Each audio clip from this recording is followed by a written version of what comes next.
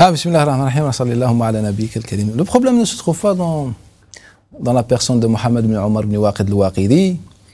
Qu'en vérité, si quelqu'un vient me dire que la parole de Saïd ibn Musayyib est faible en raison de la présence et la transmission de Mohammed ibn Omar al-Waqidi, je pense qu'il n'est pas honnête avec même sa propre idéologie, sa façon de voir les choses.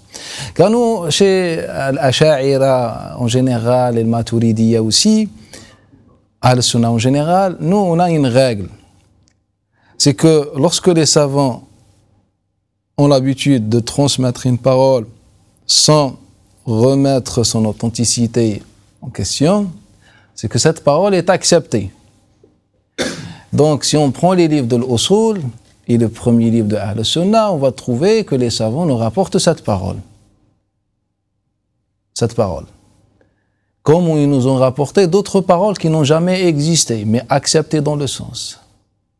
Je vous donne un exemple. Une fois, moi, j'ai fait un débat avec un cheikh salafiste, il était de... Et il m'a dit, on me parlait du hadith d'Abdullah ibn Abbas, la parole célèbre, sur le verset وَمَنْ لَمْ يَحْكُمْ بِمَا أَنزَلَ اللَّهُ فَأُولَٰئِكَ هُمُ الْكَافِرُونَ فَأُولَٰئِكَ هُمُ الظَّالِمُونَ فَأُولَٰئِكَ هُمُ الْفَاسِقُونَ. Et il m'a dit que la version la plus authentique, c'est celle de la version la plus authentique de Abdullah ibn Abbas, c'est que Abdullah ibn Abbas a dit huwa bihim kufrun, que cet acte est une mécréance. Car moi je lui ai dit que Abdullah ibn Abbas, je lui avais dit qu'Abdullah ibn Abbas a dit kufrun duna kufr. Un kufr plus mineur dans le sens qu'un autre kufr.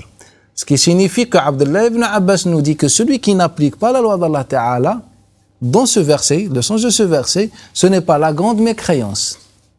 On est d'accord? Donc ce frère, et comme il était spécialisé en sciences du hadith, il m'a dit mais non, tu n'as pas respecté les conditions de l'hadith.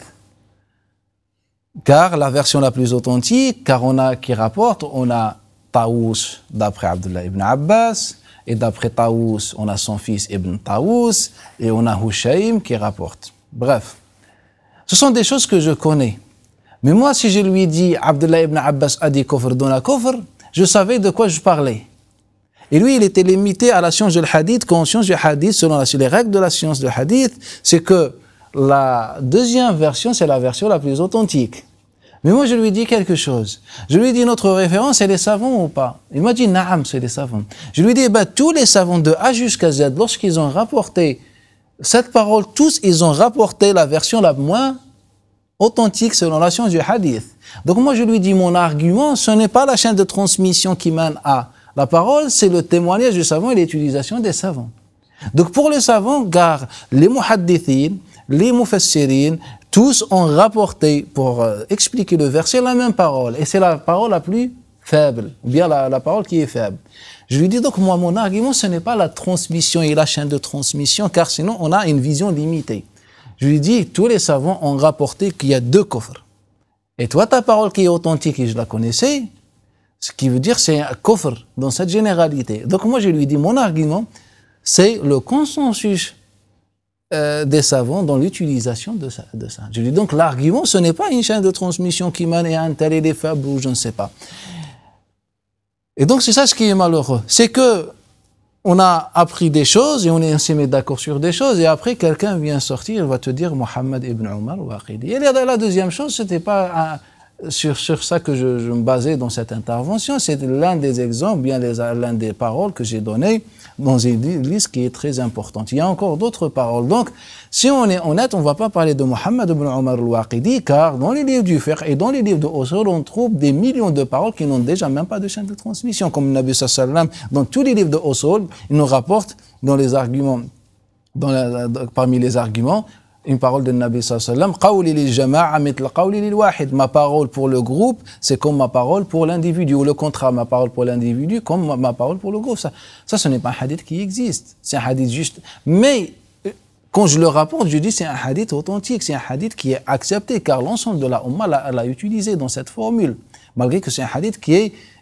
sorti, qu'on a fait sortir de plusieurs d'autres d'autres textes, comme le hadith, lorsque le Nabi sallam on voit Mu'adh ibn Jabal lui a dit par quoi tu vas juger le livre d'Allah puis la sunna puis c'est un hadith qui est fait mention du hadith.